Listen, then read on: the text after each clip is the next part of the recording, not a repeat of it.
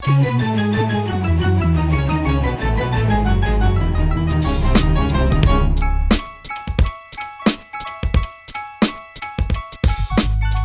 is Flavor Flav in the building.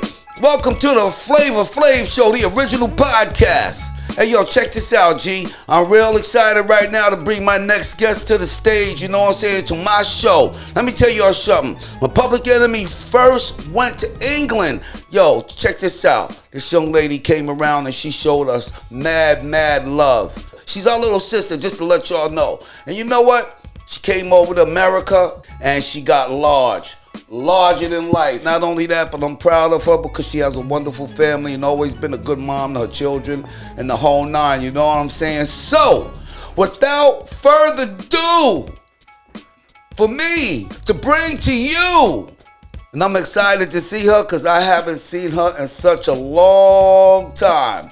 I don't care how big and I don't care how little, but this girl is never stuck in the middle. Yo, everybody, introducing right now to my stage. And I can't wait to see her because I ain't seen her in some years, boy. Everybody, the one and the only Monie Love.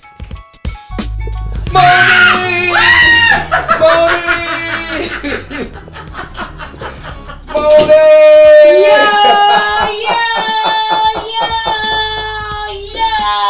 Oh my God!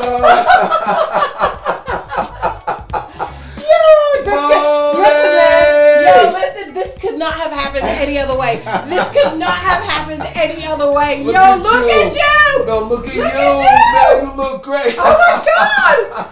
Like the clocks have changed. Monie Love, everybody. Monie Love, everybody. Word to the bird, G. Good, brother. I missed you. I miss you, man. How you doing, man? We haven't seen each other since 2013, man. It's like 8 years. I haven't seen you. Wow. Like 8 years. Yeah. No, man. Hey, yo. I'm so happy to be here. Hey, check this out. Monie Love, baby. Word up. Can't nobody pull it off like your boy Flav. Yeah. Word up. I keep it real from the life to the grave. And can't nobody pull it off like Flav. You know what I'm saying? All the way from God above. Got my girl, Monie Love. There you go. Monie! Yo, look at this set. Thank you for coming to my set, first of all. Are you kidding? I wouldn't have missed this for the world. You got me sweating right now, man, with excitement, man. It's my excitement, man. It's you know I love you, and you know it's all real. This is real. This is real. Don't attempt to judge a TV set, because this shit is real. Hey, yo, thank you for coming by my spot. Are you kidding? Thanks for coming to visit me. Absolutely. Hey, you know what? I'm excited to talk with you, man. Monie, I want you to have a seat. Man, right here inside my spot. I'm trying to imagine where the heck do we start? I got Monie Love. Where the hell do we start? I got Monie Love. Where do we start is the question. Monie Love in the building. Hey, yo, check 1, 2. Flavor Flav in the building, baby. With my girl, Monie Love. It's been a minute since I've heard that. Oh my God. Yo, Monie, man. Yes. Oh my God. I got you here in my studio. Yes. Yeah, you put the bat signal out and I came. It's Oh, it's man. as simple as that. Let me tell you something. You are a blessing. Not in disguise. You are a blessing. You know what I'm saying? Sir. And I just want to say, first of all, to you, congratulations to the amazing journey. What a that journey. you've been having. What a journey. Ever since I met you. Mm-hmm. You know what I'm saying? Yeah. For real. I mean, and where do we start? Where do we start, Hey, Flav? hey, we start from when Public Enemy first came to England. No, I do you one better. Before you even touched the shores of the UK, I wrote fan mail to Public Enemy. Okay. I had the album, I flipped over the back of the album and saw the fan club address. And I wrote fan mail and I poured my heart, my soul, and my everything into that letter that I wrote to Public Enemy, talking about how Yo Bum Rush the Show, the first album, touched me, how it allowed me to then go and start reading all types of literature to understand the. See, look, you fainted. Hey, you see that? This is how you got me. You Monie. fainted, right? I'm serious. This is how you. Yes. Hey, I ain't gonna lie, but yeah. Y'all see this? You fainted. Hey, Monie, right? I wrote fan mail to Public Enemy. This is right? what Monie Love does. See? She makes everybody faint. You know what I'm saying? I'm trying to keep me together. I was so sure that this letter was going to be read and understood, and it wasn't going to get missed. I was positive it wasn't going to get missed, and it didn't. Griff called me. Professor Griff called me and gave me the dates of when Public Enemy would be arriving in England, and set up a specific date when he wanted for me to come to the hotel lobby with the reporters the day that you guys did press, the first day, so that I could meet you guys. Wow. That's how so strong. Griff was your correspondent. Exactly. That was how strong. Big. But because he was pretty much manning the fan club. Right. For Public Enemy. Right. So he was the one that would read the fan mail. Okay. And mine was he set mine aside to the point where he was like, okay, we come to London on such and such a date. Press day is on this day. Why don't you come on over to the hotel on press day so that you can get to meet the bands, we can get to meet you, and so on and so forth. And that's when I showed up at your hotel, and you came down and you met me, and Chuck met me, and the S1s met me, and Norm, Terminator, exactly. Right. Everybody met me, and you guys adopted me. That's right. From that point on, and I was your guide through London. That's right. You was our guide through London. Yeah. And not only that, but my first time ever in life spending pounds and pounds. Yeah. Just foreign currency. Yeah. I never had it before, Yeah. never seen it before.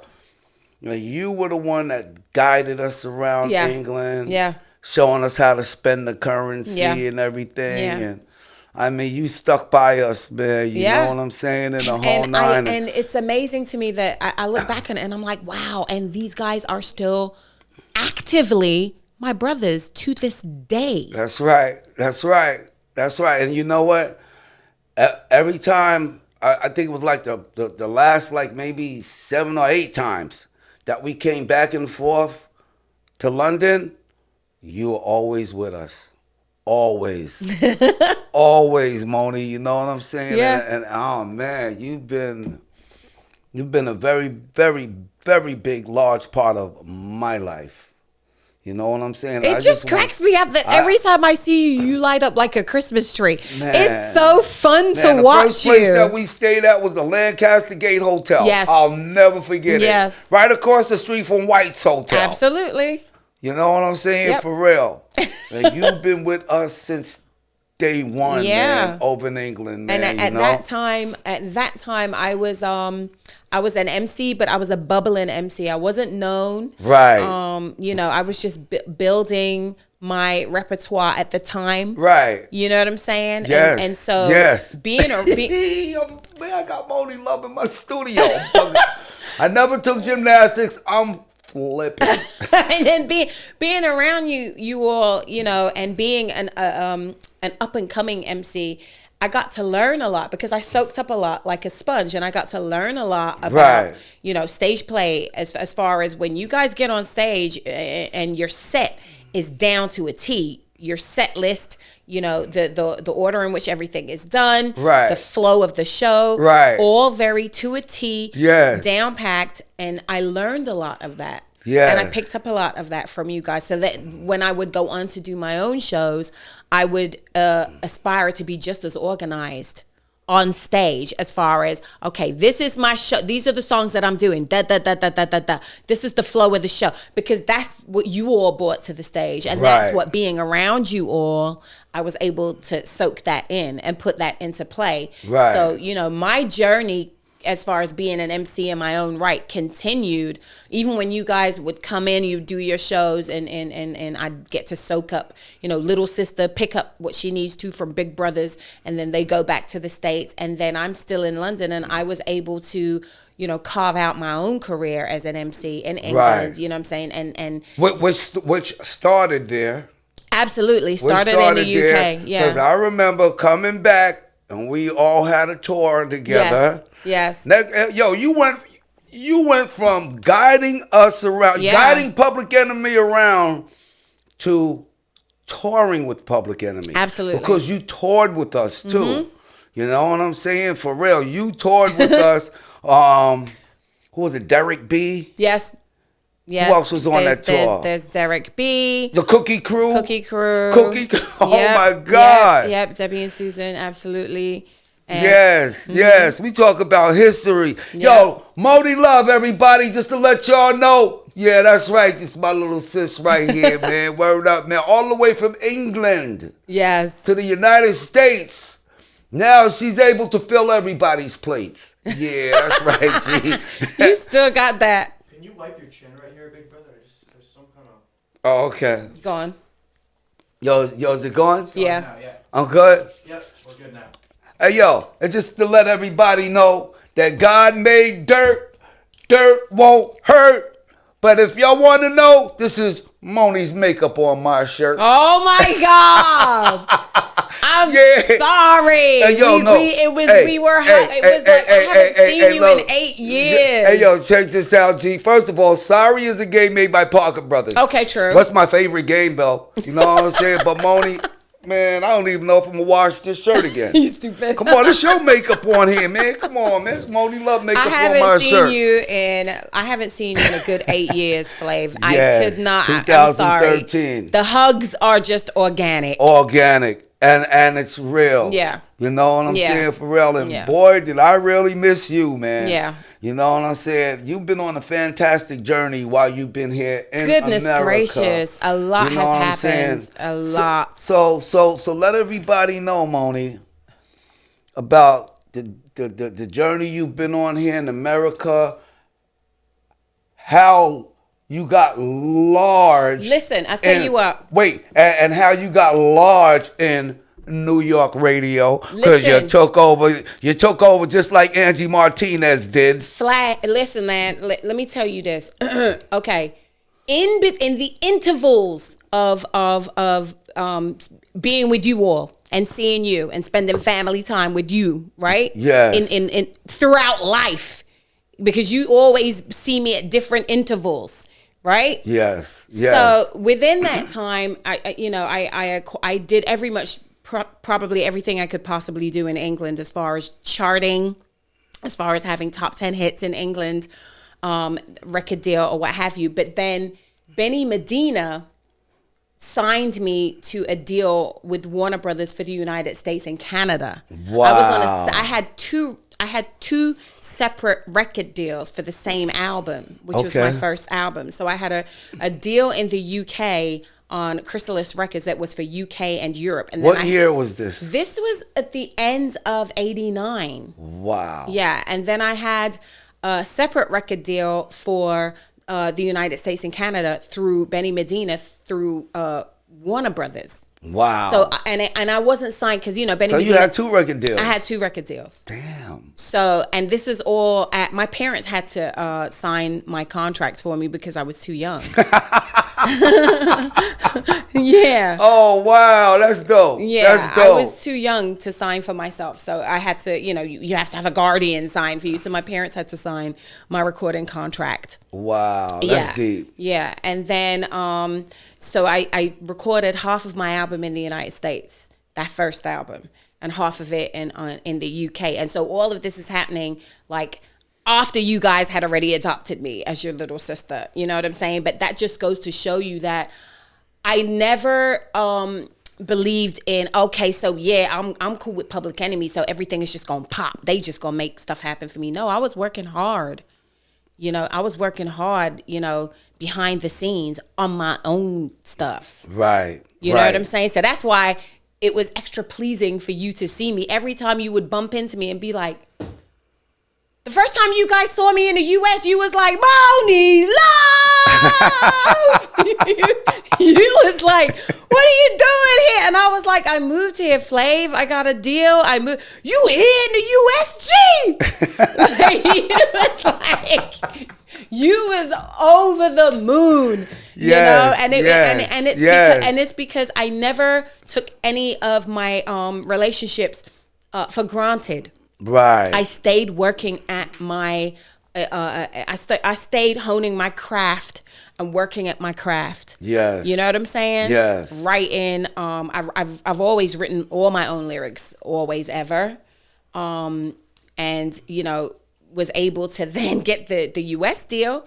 First album came out in England maybe 4 or 5 months before it came out in the US because it's separate labels, so they kind of did their own things. The artwork on both albums, it's the same album, but the US artwork is different from the UK artwork. The UK release date was different from the US release date. Yes. You know what I'm saying? Because Warner Brothers kind of wanted to do their own thing with the artwork and with their release date and maybe a couple of songs or what have you. But yeah, and with that first album in the United States, I got 2 Grammy nominations. Wow. Off that first album. 2 Grammy nominations. Yep. One for Monie in the Middle and the other one for It's a Shame. Well, yo, and let me tell you something. When you came with It's a Shame, man, all hell broke loose, man. But when you came with that, Monie, when you sampled that, and you came with that, you just like changed the genre of music and shit. You know what I'm saying? With that, It's a Shame, man. You know, Monie in the Middle, that was my shit. That was my shit, man. Monie in the Middle. You know what I'm saying? Which one was your biggest hit? Yeah. What is your biggest hit? And off of what album? Definitely off of the first. And I can't decide between Monie in the Middle or It's a Shame. I think It's a Shame was a bigger commercial hit. It's a Shame. Because was definitely a big commercial record, because man. That actually got me played on Z100 in New York at that time. And if anybody is watching the podcast and to get played on Z100, you had to be popping. That's what I'm saying. Because they were not touching hip hop. They weren't. The black stations in New York, Kiss and BLS, they were just starting to touch hip hop on a Friday and Saturday night. Right. You know what I'm saying? Because when my album came out, it was pre-Hot 97. You know what I'm saying? Hot 97 didn't happen until like 92, 93. You know what I mean? So when my album came out, like the end of 89 and top of 90, we had the hip hop mix shows on a Friday night and a Saturday night on both stations in New York, which would be, you know what I'm saying, Red Alert on Kiss and would be Mr. Magic on BLS. Right. You know this, you know what I'm saying? Yes. Excuse me. So to get played on Z100 was like, how you do that back then? Right. And so It's a Shame got airtime, got played on Z100. And so when I saw that happen and when I started hearing myself on Z100, which was like the top 40 station, I was like, okay, I see what's happening here. So when I found out that I got nominated for It's a Shame, it wasn't a surprise to me. That song. I was surprised I got nominated for Monie in the Middle because Monie in the Middle was less commercial. It was still a fun song, but it was less commercial than It's a Shame. You know what I'm saying? Because It's a Shame has the whole Stevie Wonder written Spinners connection. You know what I'm saying? Right. So. Yo, was Monie in the Middle your most funnest song?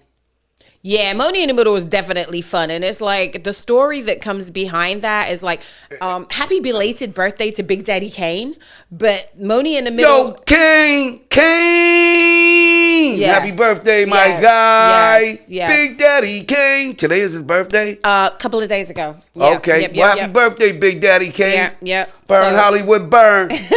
So, he inspired the song because it was an incident that happened with him and one of his dancers, and it inspired the song. When we were on tour, he inspired for me to write Monie in the Middle because I was in the middle. Wow, Kane inspired that. Yeah, and he knows it, and it's a story. You know, he's Mr. Smooth, he's Mr. Debonair. You know, Kane is every girl's pinup on the wall. You know what I'm saying?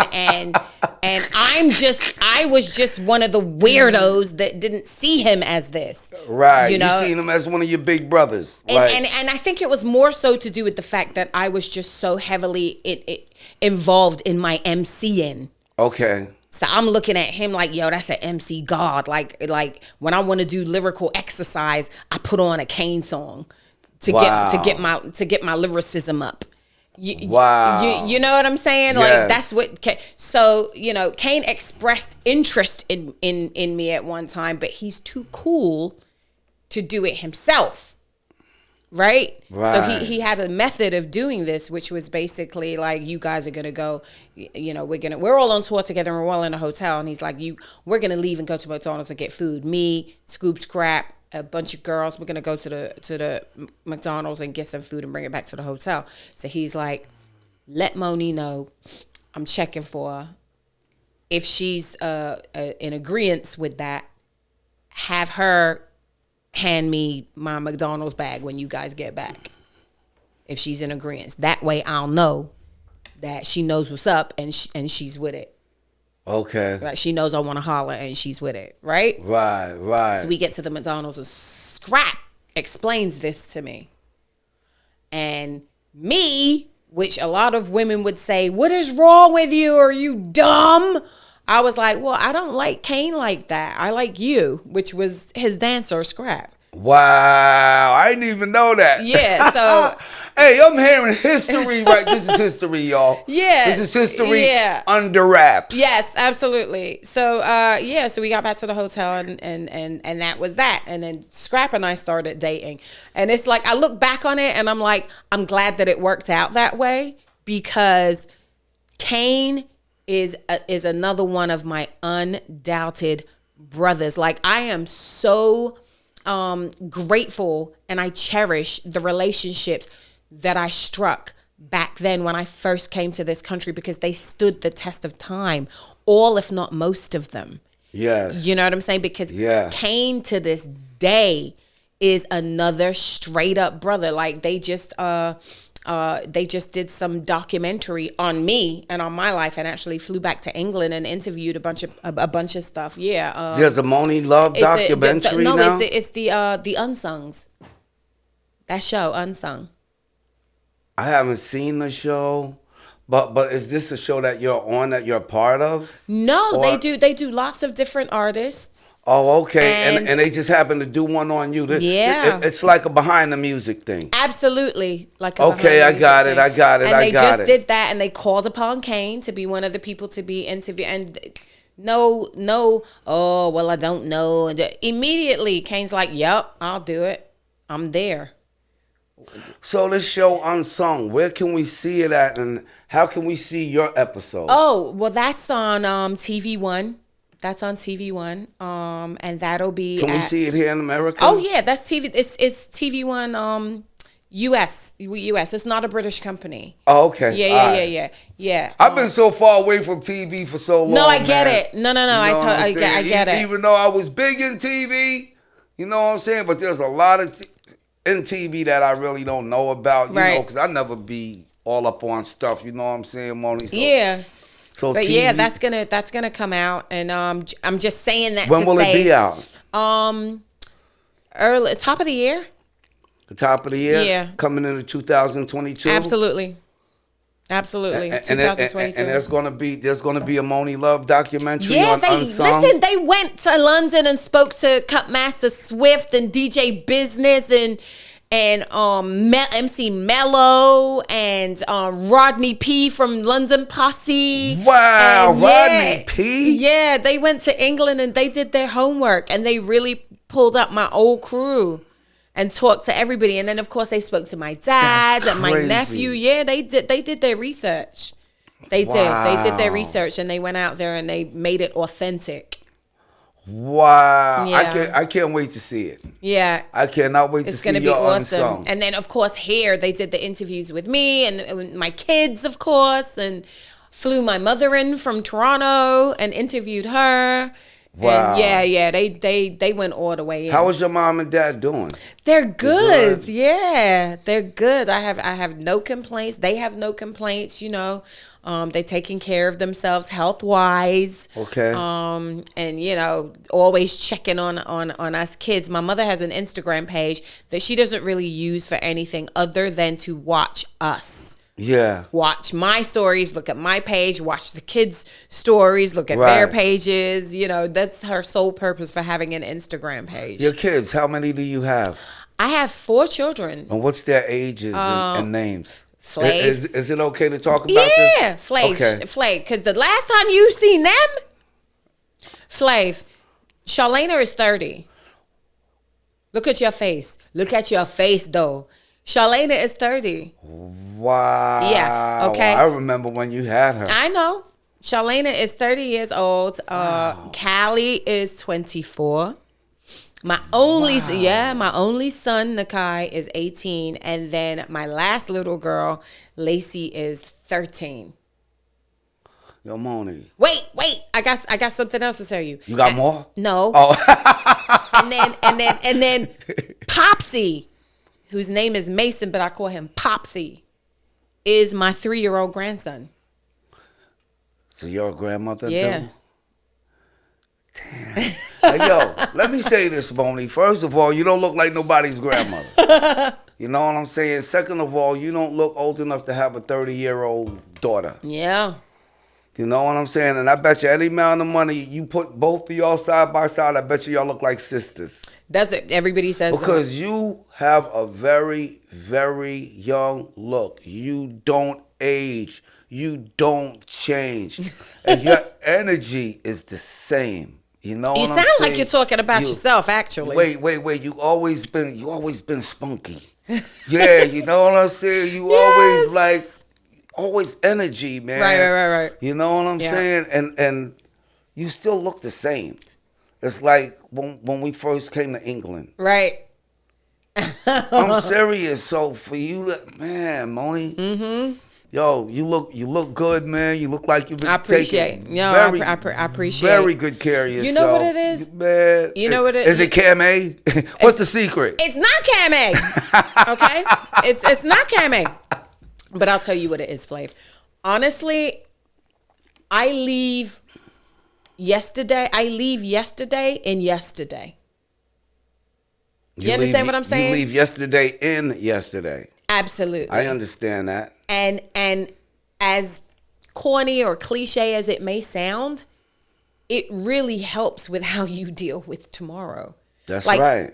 Don't carry over, especially the negative stuff. Don't carry it over into the next day. Restart your clock. And I'm a firm believer in restarting my clock the next day. Like, all right, that happened yesterday. Right. I'm gonna reset. See, reset the clock. You gotta reset the clock. Right? Reset the clock for the next day. And I truly believe that has helped to preserve my energy. And your energy is what then transcends to preserve everything else about you. You know what I'm saying? Makes Yeah, sense. Big sense, it's your Monie. energy. If your energy is crap, and if your energy is cranky all the time, it's going to start to show itself. Right. That's right. Because it'll all come out of you. Exactly. You know what I'm saying? It'll all come out of you, and people definitely will notice because everybody's always paying attention. Right. Or everybody's always clocking. Right. You know? Yeah. And I came out with that term, I'm clocking you. That means I'm paying attention. Absolutely. You know what I'm saying? For real. Your words of wisdom is deep, man, you know? And see, just to elaborate on what you were just saying, you know, it's like, you know, the only moments that we really have to look forward to are the ones that's in front of us. Right. The ones that's in back of us, we'll they're never ever see those moments again in life. Again. They're done already. You know what I'm saying? So I can understand when you said that you leave yesterday in yesterday. Yeah. You know what I'm saying? And don't drag it over till the next day, which is tomorrow. Right. Because a lot of the things that happened yesterday can't help today. No. You know what I'm saying? Yep. And there's a lot of things that happened yesterday. If you drag it into the day, it can destroy today. Oh, for sure. You know what I'm saying? Absolutely. And the name of the game is growth. You know what I'm saying? And if you want to grow, you got to leave all that shit back there, Reset man. the clock. Like you said, reset the clock. What started you in New York radio? Man. I want to hear about this journey right here. Flavor, you know I had no daggone intention to do no radio. You know that was just all a fluke, right? Steve Smith, who was flipping. My boy Steve Smith. Yeah. Hey, yo, if you see my podcasts, I love you, bro. And I really, really miss you, man. Word Steve up, Smith. G. That's right. Hey, the head of Clear Channel. Steve Smith. Yes. He flipped a top 40 station. Decided to make it the first. So it was Steve ever. Smith that He started called up my doing manager radio. and was like, asked for a meeting, could you bring Monie Love in? I'm interested in having a meeting with you and her, and possibly doing radio. So my manager brings me in. I'm like, we sit down. And then he's like, have you ever thought about doing radio? And I was like, no. And he was like, well, would you think about it now? And I was like, for what? And he was like, I think you do well on radio. And I was like, I don't know anything about being on radio aside from you playing my records on radio. Yes. Like, aside from that, I don't know nothing about being on no daggone radio. So he was like, I think that you have a really good personality and I think that you would do well. And I was like, well, aren't there things you're supposed to know, like how to run stuff and hit buttons and this and that? And he was like, don't worry about any of that. He was like, I'll train you and I'll help you get your FCC license, which is what you needed back then. Right. To broadcast. Now, you don't need that now. You don't need it. But back then, you needed... People just stick you on the radio and shit. Back then, you needed an FCC license in order to operate. That's right. So he was like, I'll train you. So he did. And I was on during all the unsociable hours. What station? On Hot 97. There we go. Yeah. I just had to have her let y'all know what station we clarify, talking about. absolutely. You know what I'm saying? Because I'm talking to Flav, so Yeah. I know that Flav knows stuff. Yeah, I be knowing this stuff, but there's a lot of people You're that's right. watching us that really don't know. And I want them to have the full history You right. of Monie, man. You're right. You know what I'm saying? I Yep. want everybody to get the full you. Right, the you're whole right, you're you, right. and nothing but the whole you. So help the whole you. Yo, Word Flav, I up. made so many mistakes when I was training. I remember one night I was on training and see Miss Jones was training at the same time. So Wow, I would have- remember Miss Jones. Yeah, so he would have both of us on at like 3:00 in the morning, training, learning, and stuff. And sometimes we'd be there talking about this person she's dealing with or this person I'm dealing with, not realizing the microphones are on. People would call us up and be like, you guys, the mics are on. Like, oh my God. We would be making so many mistakes, but that's why he had us on like at 3:00 in the morning. Right. You know what I'm saying? To learn and to give us room to make mistakes during those times or whatever. So yeah, we both got our FCC license. And then I started working on air, like first of all on the weekends. And then graduated to working on the weekdays, especially when either Wendy Williams or Angie Martinez, that had, Wendy had the 2 to 6 shift in the afternoon on Hot 97, and then Angie had the 6 to 10 shift, which was evening drive, and then after Angie, Flex would come on at 10.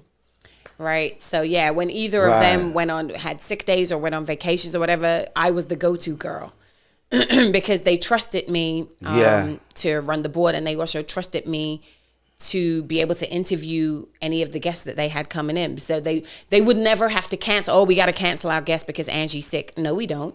Monie can run her show and Monie can interview guests. Right. Monie can handle it.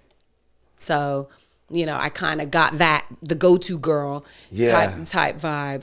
Hey, let me tell you, man, when you got on the radio, man, I ain't gonna lie, but I don't blame them for keeping you on like that because your personality and the way that you came across and you came off. But listen, you know what I'm saying? No, and let me you say know who helped something. with that? No. Hold that thought. You know who helped with that? Who's that? Bugsy. Bugs! Fred Bugs! Yo, Bugsy! If you watching my podcast, I love you and I miss you. Mad shout out to you too, Fred Bugs. This is going to happen all interview because there's names that I'm bringing up that Flav's going to stop for. I'm dead serious. I had to stop for Fred Bugs. You know what I'm saying? Hey, and you know what? While I'm ahead, let me give a shout out to my dude, Chuck Chill Out. Of course. Chuck Chill Out. Yeah, Chuck. I love you, G. You know what time it is. Did you ever do any work with Chuck too? No, I didn't because Chuck wasn't on Hot. He was on BLS. Okay. Yeah, so I didn't get the opportunity to work with him, but we're still family as far as like the DJ community and just as far as hip hop community. And every opportunity I get, I give so much love to Chuck Chill Out. He's one of my favorite dudes too. But what I was telling you about going back to Bugsy. Yeah, what I was telling you about Bugsy is one of the first times I cracked the mic and opened up the mic on air after I finished training and got my FCC license. I opened up the mic and I did what I thought was, radio. And I was like, yeah, this is Hot 97, blah, blah, blah, blah, blah, blah. I thought this was radio. And so when I got off, closed the mic, Bugsy, even Fred Bugs, but I called him Bugsy, comes into the room and he says, because I had my lunch set to the side. He said, what'd you get for lunch? I said, I just got a tuna fish sandwich and some chips and a soda. Uh-huh. And then he said, did you hear how you said that to me? And I was like, what? That I got a tuna fish sandwich? And he was like, yeah, did you hear how you said that to me? I was like, yeah. And he was like, the next time you crack that mic open, sound just like that. Don't think that you have to put on a DJ voice when you open up the microphone. Sound like yourself. Be yourself. Right? That's what Bugsy said. And so the next time I opens up the mic, I was this hybrid British Brooklyn twisted accent. You were living in Brooklyn too then? I lived in every borough in New York. I lived in every borough. I lived in Brooklyn. I lived in the Village. I lived in Uptown in Manhattan on the East Side. Wow. I lived in Queens. Wow. I lived in Long Island. Wow. Where at in Long Island? Oh, I was in Suffolk County though. Wow. Where at in Suffolk County? I was in Port Jefferson. All right, I know Port Jeff. Yeah, I was out in Port Jefferson. That's like all the way down. Like I could get on the ferry, which I did, and used to go to Connecticut. Wow. Yeah, that's right. That's where the ferry is to go to Connecticut. Absolutely. Because I got family over in Bridgeport. Me too. And so I would catch the ferry and go to Bridgeport. And we'll go to Bridgeport. Absolutely. Wow. But yeah, so that was a really good lesson that I got from Bugsy, and I'll never forget. How many years did you do radio?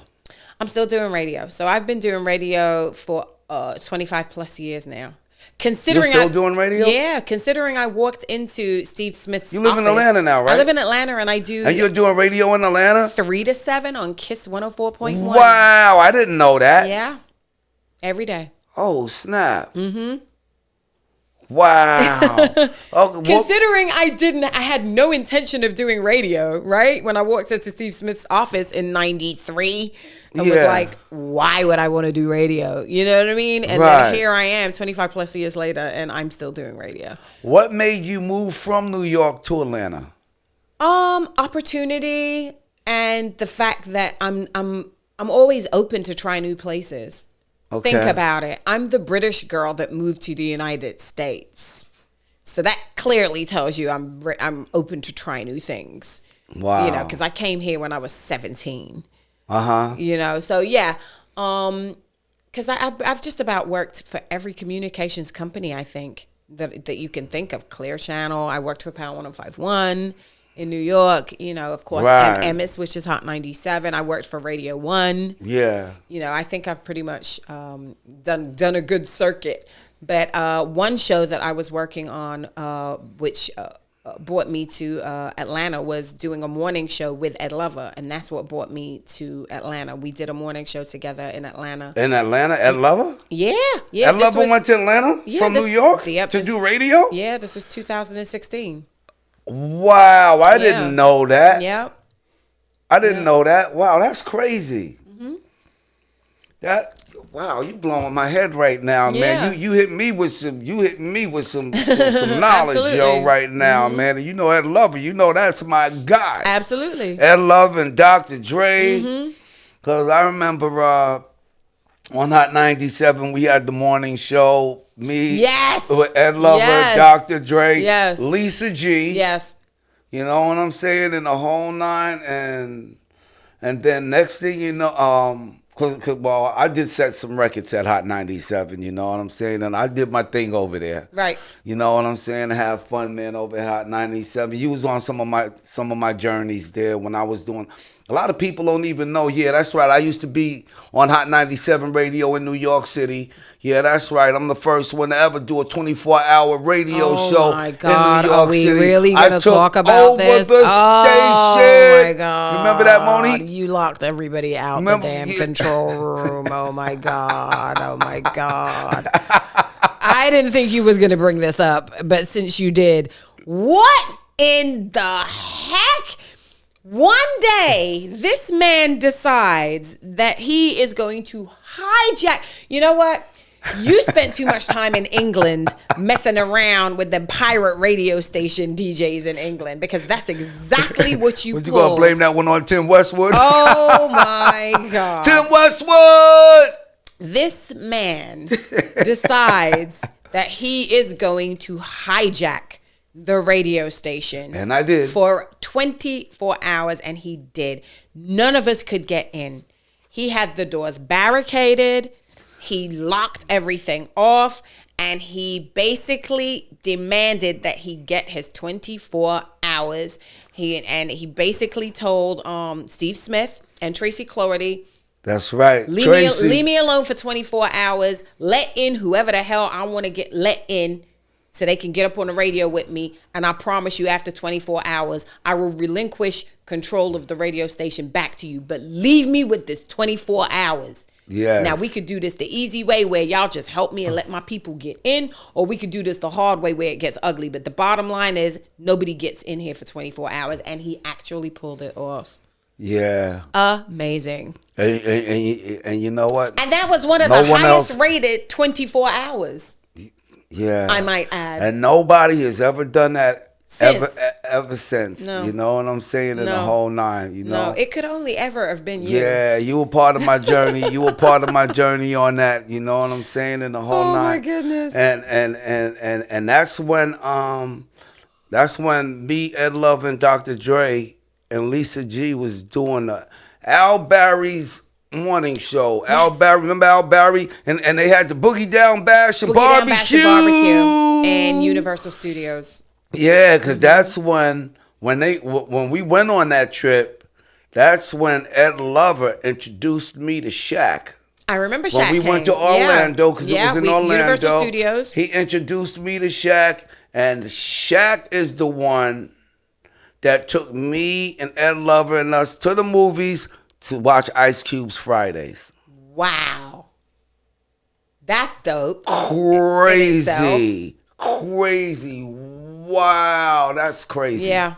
Yeah. That's crazy, Monie. Word up. And then after that, then me, Ed Lover, Dr. Dre, and Lisa G, we went off to launch Power 105.1. That's right. You know what Yeah. I'm saying? A lot of people don't know that I used to do New York radio. Yeah. You know what I'm saying? Yeah. In the whole nine, you know what I'm saying? But you were the queen of New York radio. I don't care what nobody say. You and Angie Martinez, man. Yeah, Angie. You yeah. and my girl Angie, man. And to this day, Angie and I are y'all tight. were the soul queens of the radio station, man. Of radio, period, man. It couldn't nobody did it like y'all, man. Well, I guess on the gossip end, though, Wendy was queen.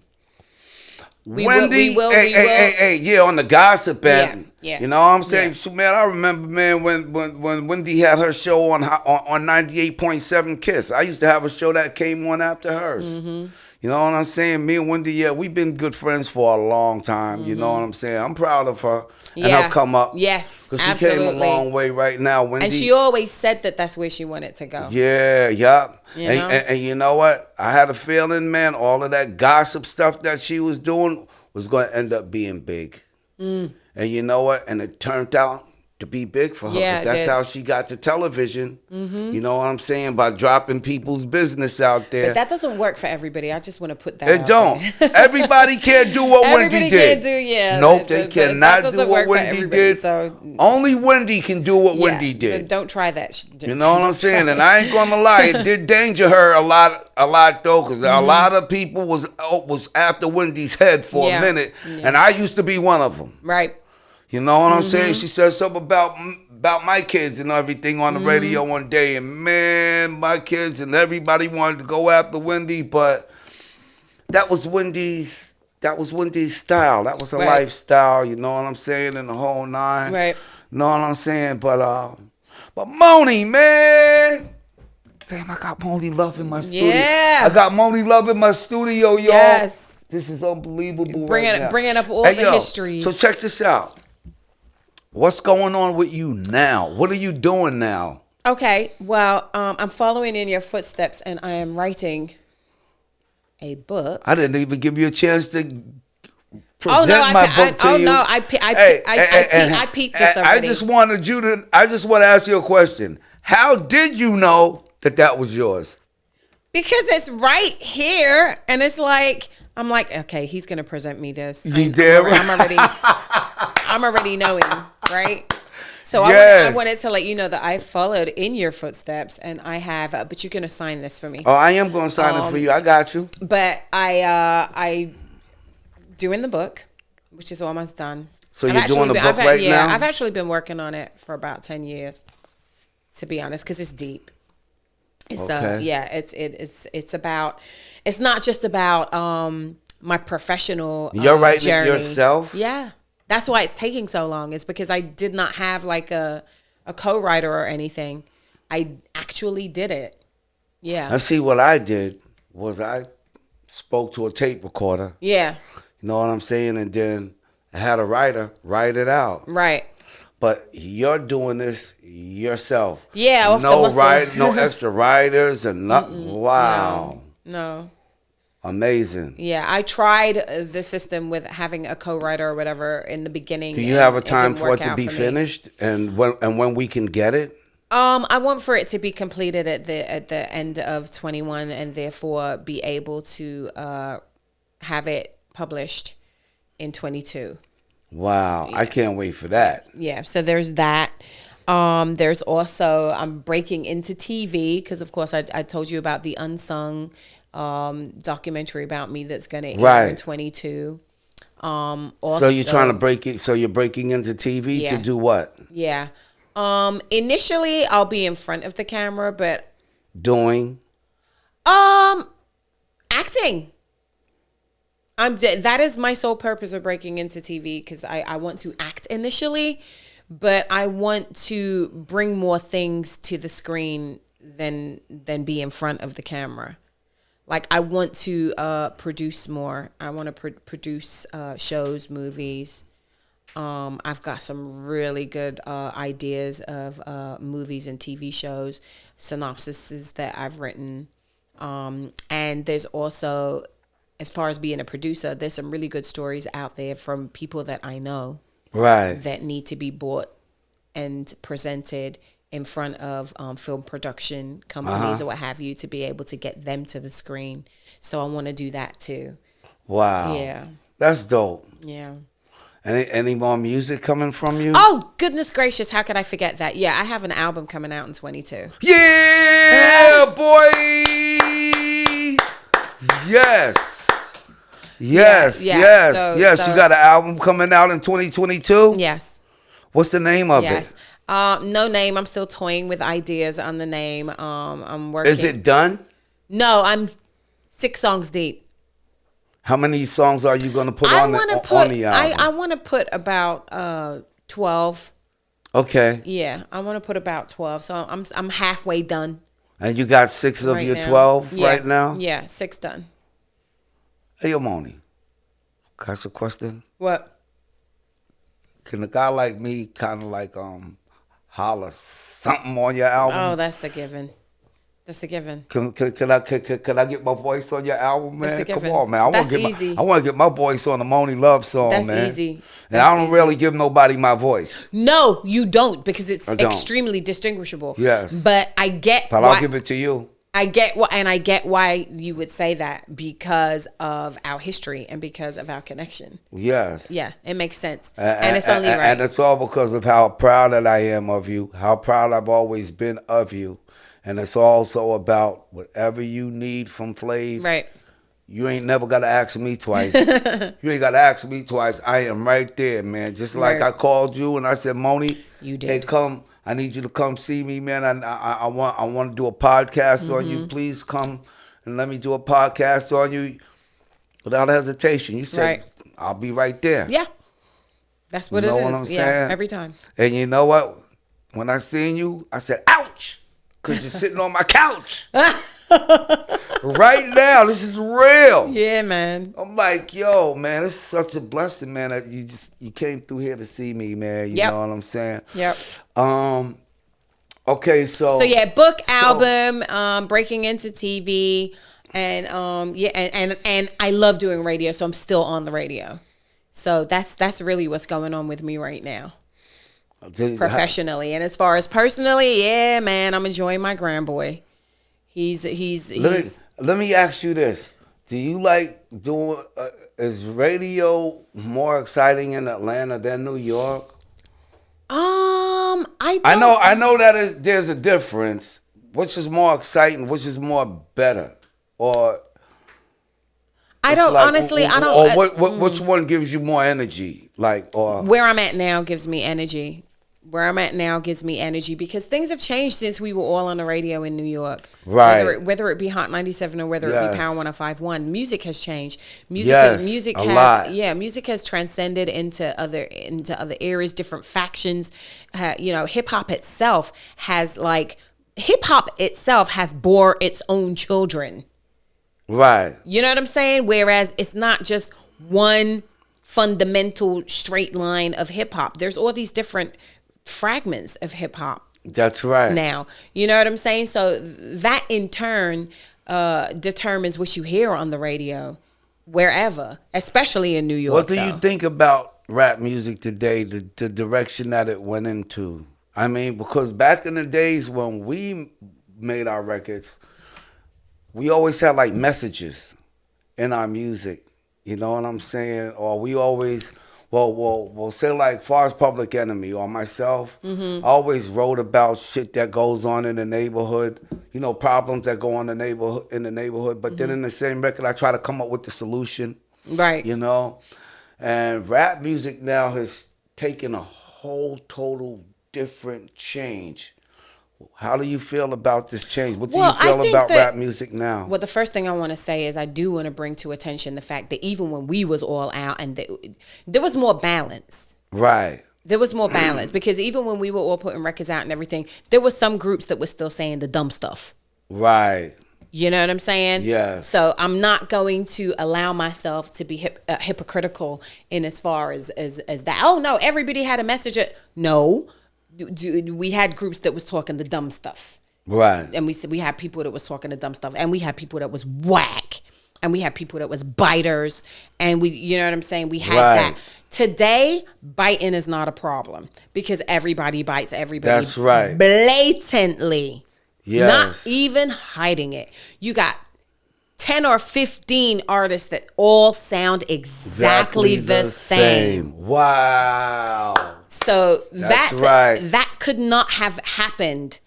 Not 10 or 15 artists all sounding the same. Right. In our era, that couldn't have happened. Because as soon as you put a record out sounding like somebody else, at 9 o'clock in the morning when your song is released, by 10 o'clock at night, Red Alert is playing some type of dub plate special that person who you bit made to talk about your ass biting them.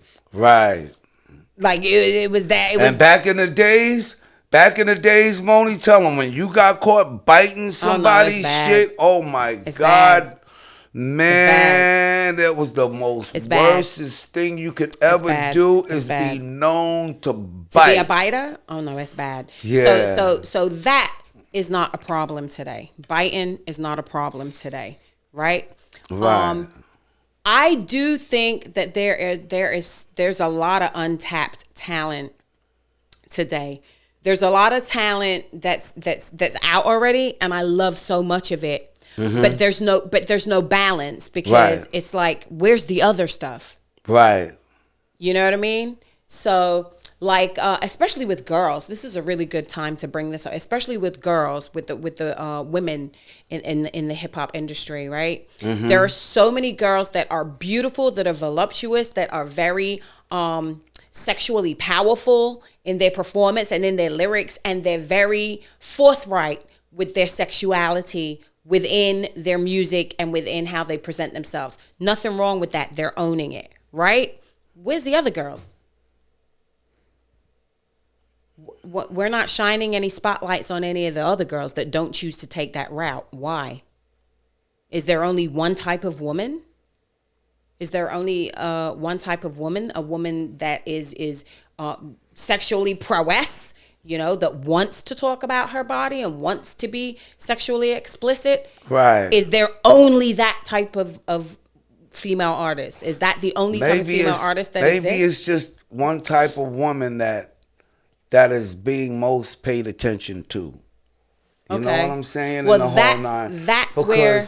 Because you got a lot of girls, you know what I'm saying, that's kind of laid back with it. They're not getting any attention. They're not getting their... No, they're not getting any spotlight. They're not getting any attention. Those are the girls, and there's a lot of girls that because I love to listen to everything. I listen to all the girls. I listen to the girls that have a more colorful, voluptuous approach to things, and I listen to a lot of the girls that are strictly about their lyrics.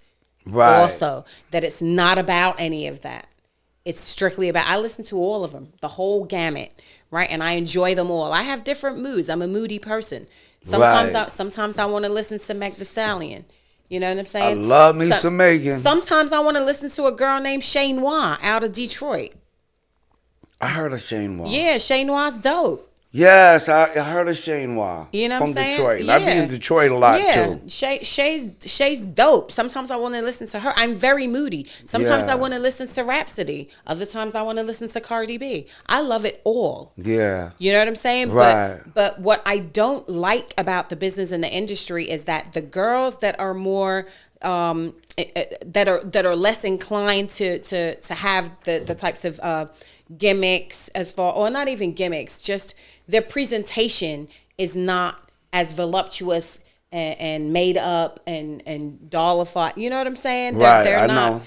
They're not getting any attention, and it bothers me because I would like, in a perfect world, for the same way how I feel about listening to all the girls, I would like for everybody else to have the opportunity to pay attention and listen to all of the girls. To all of the girls. Yes. Right. Yes. I'm with you. Yeah. I'm sorry. I went off on a tangent there. I apologize. Hey, but you know what though? But it's all understandable.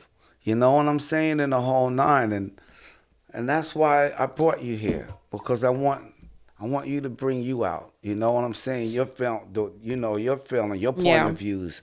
You know what I'm saying on music and everything. You know, because I know music is taking a whole total different direction from when we were putting it out and everything. You know what I'm saying? And I got a lot of respect for all of the artists right now that's putting out music. You know what I'm saying? Because I mean, this is their form of hip hop. This is a different form of hip hop now, you know. I mean, back in the days, hip hop to me was like throw your hands in the air, right? Wave them like you just don't care. But now hip hop has changed to where I mean, but it always, you got people walk around with the mic, man. You know, pointing fingers and the whole nine. You got some hype rappers out there. You just said something else that's gonna send me off on another tangent. Somebody needs to get everybody to understand, right? And this is no disrespect to the newer artists, but people love you. And when people love you, they come out to see your show. And when they come out to see your show, They want to get a good show. Right. Right? When these artists come out and they're on stage and they're singing their songs, over their voices, it's not a good look, kids. It's not a good look, and it's not a good sound. It sounds crazy out in the audience. Stop rhyming over your own lyrics. Good God. Can somebody please put a PSA out about it? Like it sounds bad. Well, let me say this in their defense. Okay. Okay, I got to defend the ones that do lyrics over their own records. Okay.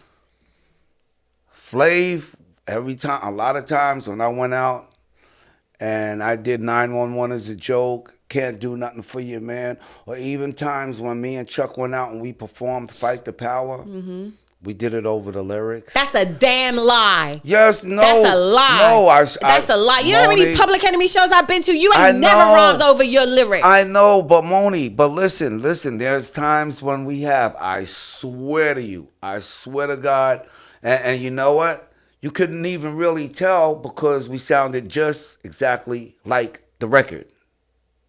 But I swear to you, Monie, there were times when we did our shows with the vocals. You know, there were times when we did it over instrumentals. You know what I'm saying? You always did it over instrumentals. I'm telling you, your Monie, DJs. I don't care whether it's Norm or hey, I tell you what. Oh Lord, none of them was playing your. I swear to God, they were. I swear, man, there were times when we were doing our records over our own lyrics.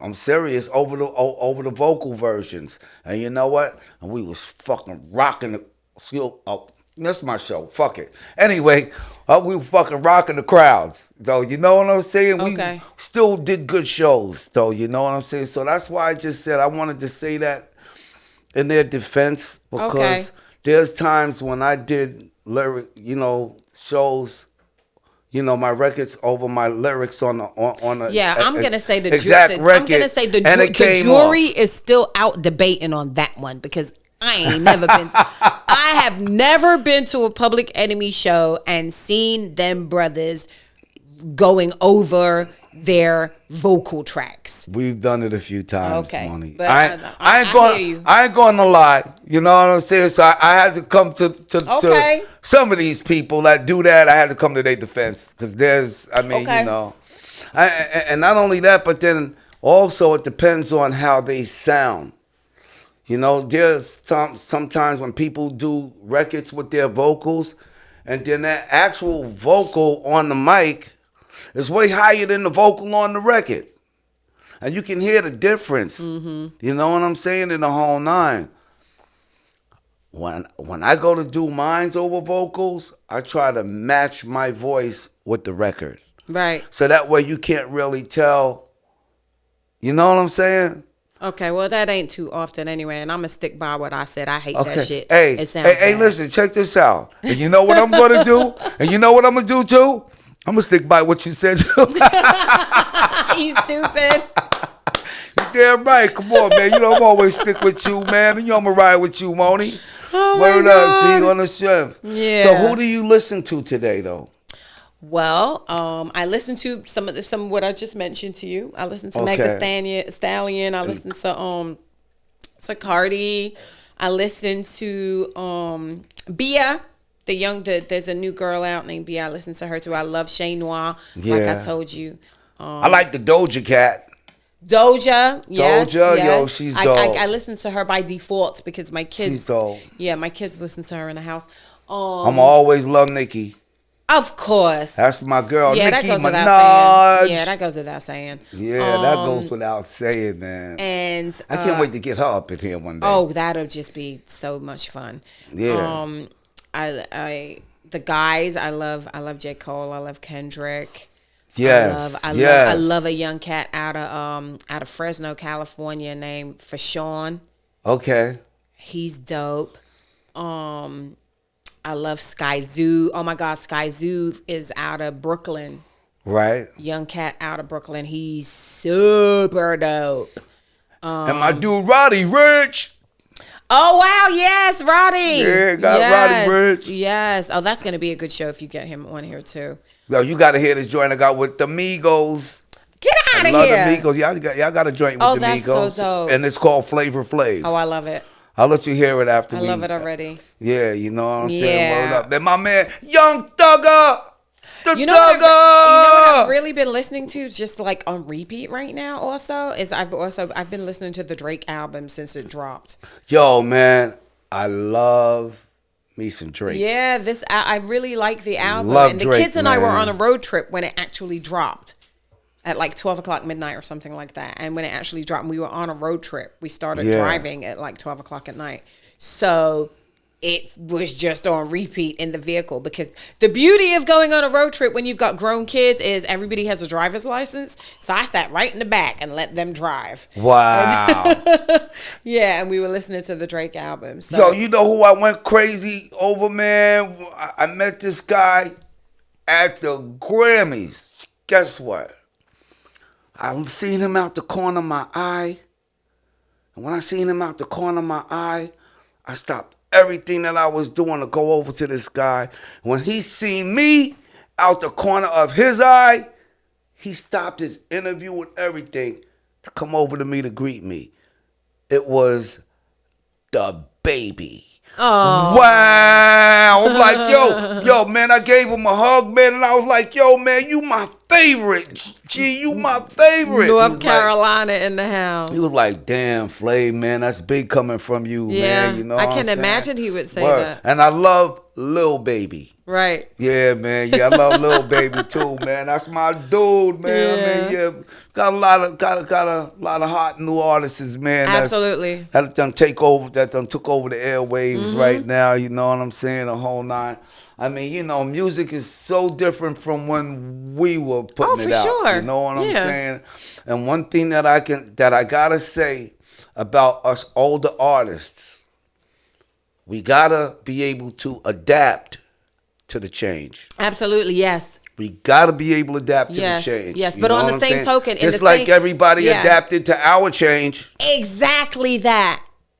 For sure. Yeah, exactly that. So who are we to where we can adapt to the future changes? Right. You're absolutely right. But on the same token, I'm not gonna take no disrespect from no little nobody, anybody. That's I'm right. I'm not saying that as in that's part of your name. Like, so no disrespect to anybody that has Lil in their name. When I say that, I mean like there are a lot of older artists that do not give younger artists a chance, and there are a lot of younger artists that have absolutely zero knowledge of what came before them, right, and also practice disrespect. Okay, and I don't. Right. Both of those scenarios that I just described to you, I don't like either of them. They're both whack. Right. You know what I'm saying? As an older head in the business, you're supposed to be open minded, and you're supposed to remember that when you came into the game, like, because I can speak for myself, there were those that came before me that my sound was way different to what they were doing already. Right. So I had to give them their respect. Because they've been here before me, they paved ways before me, and I'm Chirac, Debbie D, Lisa Lee, Pebbly Pooh. These are all female MCs out of New York, way before me. Right. You know what I'm saying? And so I have to give them respect. Right. You know. Right. So I understand what it feels like to be a younger. Everybody was young at some point, so I understand what it was like to be a younger artist coming into the business and from a whole nother country. Yeah. Right. And having to pay my dues and be respectful towards those who paved the way and came before me.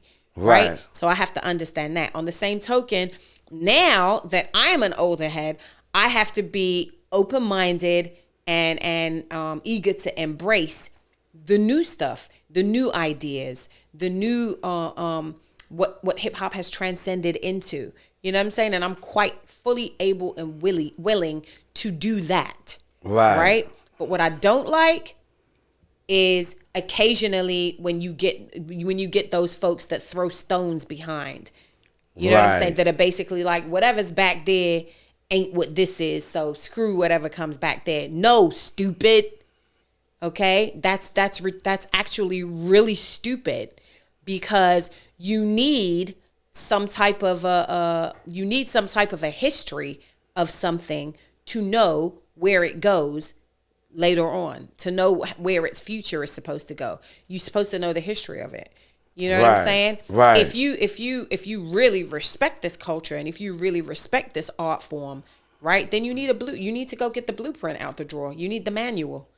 The manuals to stuff are usually, written and put together so that you can put together whatever it is you're trying to put together. Get the manual out and read the manual. Right. You know what I'm saying? Read the history of whatever it is you're trying to do. If you really respect it. Right. On that level. Right. You know what I'm saying? Because what you need to understand is you too, my friend, will be that very same history when the newness 10, 15 years from now comes out. That's right. You gonna be the old school. You gonna be the old head. You gonna be the classic. Everybody that's new school is gonna end up being old school. So basically, you have to make while you're still the new school, you have to be cognizant and make a decision within yourself. How do I want to be looked at in 10 or 15 years from now? Right. How do I want to be perceived 10, 15 years from now? Right. Do I want to be perceived as the person that crapped on everything that came before me? Because if that's the case, then I'm not going to be able to have a leg to stand on when everything 10, 15 years from now that's new craps on me. Right. It's a full cycle. It's a complete cycle. Right.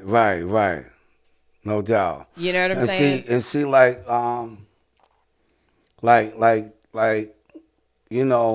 there's a lot of, like you said, there's a lot of the young cats.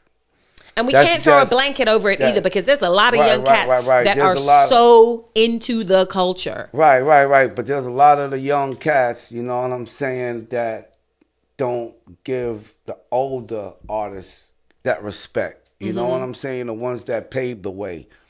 You know what I'm saying? Like, for instance, I'm going to throw out a name right now. Lil Pump. Right? Lil Pump. And I like Lil Pump, man. I don't know who that is. Huh? Lil Pump, man. Yo, let me tell you something. He's a young cat, man. You know what I'm saying? Is that the one that got up on stage with Donald Trump or something? I'm not sure of that. I never seen him on the stage Hispanic with Donald kid got Trump, tattoos on his face? Huh? Is he like yeah, Spanish? Yeah, he got some tattoos. Yeah, he got I do know who that is. He got up on stage with Donald Trump during his campaign. And I seen him dissing Eminem. You know what I'm saying? And I love Lil Pump, man. That's my little guy. You know what I'm saying? But he's got to remember that Eminem paved the way for him. You know what I'm saying? Okay, and the way that he was, getting down on Eminem, man. And, I mean, come on, man. I mean, Eminem paved the way. Eminem is a rap god. Gotcha. You know what I'm saying? And not only that, but let me tell you something. When it comes down to battle rap, I never seen nobody take Eminem out. No. Nobody. You know what I'm saying? So, if Eminem sits down, it's his decision to sit down. Right. That's right. To me right now, he's like the best lyricist out there to me. Eminem. You know what I'm saying? So, I mean, Lil Pump, he needs to do his homework on who really Eminem is. Because I seen him crashing Eminem, man. You know what I'm saying? I'm like, no, Lil Pump, that ain't the way to go, man. That ain't the way. Not at Eminem. You know, nobody fucking not with Eminem, man. Right. Come on, man. Eminem is the rap god, bro. You know what I'm saying? And that's my dude. I always been a big fan of Eminem too. You know me what I'm saying? too. And the first time Eminem met Flav, Eminem went crazy. I could see that. You know what I'm saying? For real. And I didn't even know who he was. I can see that. At the time when he met me, when I met Eminem, that's when him, Snoop, who was it? Was it Dre? They had a group together. Oh man, see, it'll come back. It'll come back. But anyway, that's when I met Eminem, man. Come on, and that's been years ago. You know what I'm saying? Lil Pump, he just came around a few years ago. You know what I'm saying? I mean, it's only right that the younger generation respect the generation that paved the way for them. Yeah. You know what I'm saying? As well as so like that you wasn't said, coinciding to what you just said. Right. Right. You know what I'm saying? As well as some of the because there were some and a lot of the older generation Exactly. need to give these young cats Yeah, they flowers don't shut them too. out. Yeah, don't shut them out because Yeah, I've you seen can't that. shut I've out. seen that happen. You can't do that. You know what I've I'm seen that saying? happen. Word out. Forget them. That's just like me trying to come shut on out now. little baby or Yeah. the baby. No, or, that's not cool. You know what I'm saying? No, Yeah. man. I paved the way for you guys, man. I want y'all to enjoy this way that I paved for you Right, guys. right. You know what I'm saying? And the whole night, just do the right thing with it. It's like saying, look, here, man. Here, take the keys to the car. Right. Just don't crash the car. Right. Just don't crash the car. Just don't crash the car. Right. You know what I'm saying? Word up. Monie Love! I got Monie Love in my studio, man. This is crazy. So, Monie. Yeah.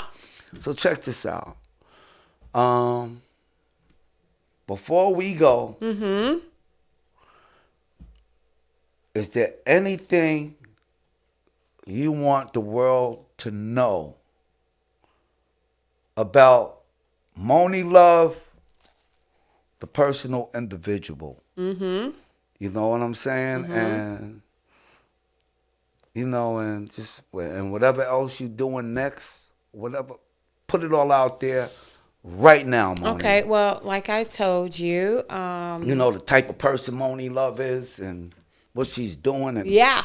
Yeah, get well, it in. you know, I'm like I told you, I'm still on the radio. I'm on the radio every day in Atlanta, 3 to 7 on Kiss 104.1 Okay. FM. I got an autobiography coming.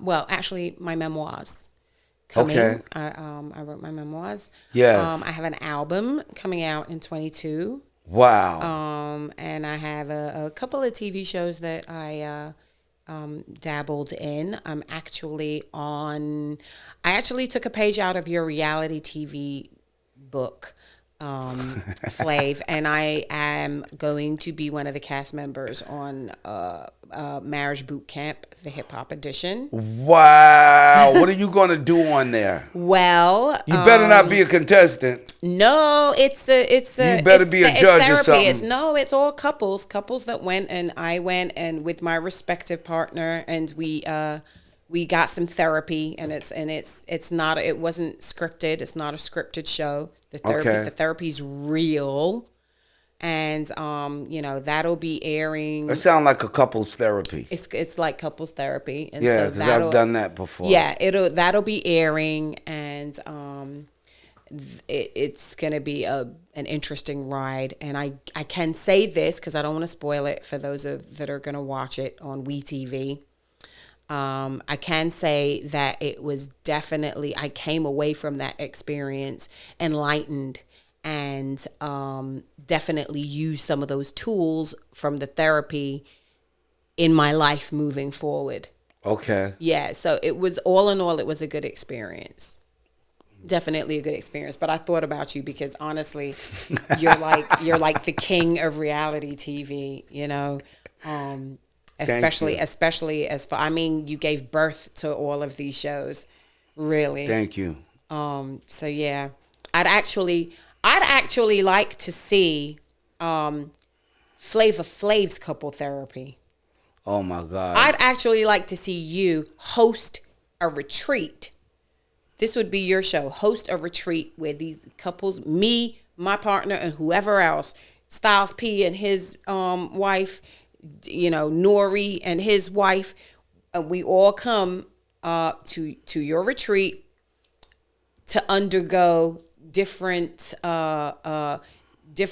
therapeutic classes, courses, and exercises to better our relationships with each other, and you be our guru and host. Man, you better watch your mouth because I might make that happen. I'm saying I just might make it happen, Monie. I'm putting it out into the cosmos. I love you. I love you, Monie. And I love you. Damn. Hey, yo, you know what? Right now, you got the light bulb shining over my head. My job here is done. Okay. You got the light bulb shining over my head right now. You know what? Not a bad idea.